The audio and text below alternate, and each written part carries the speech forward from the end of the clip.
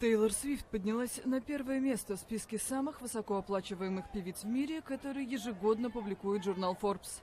За отчетный период 26-летняя кантри-исполнительница заработала $170 миллионов, более чем в 2 раза улучшив свой прошлогодний результат.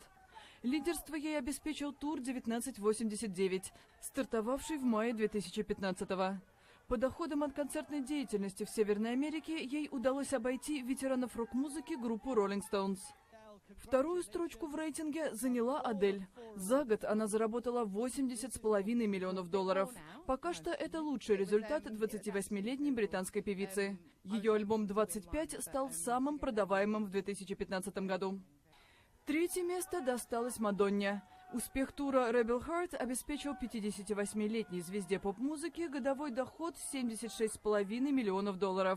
Замкнули пятерку лидеров королевы R&B. 28-летняя Рианна заработала $75 миллионов, а 35-летняя Бейонсе – 54.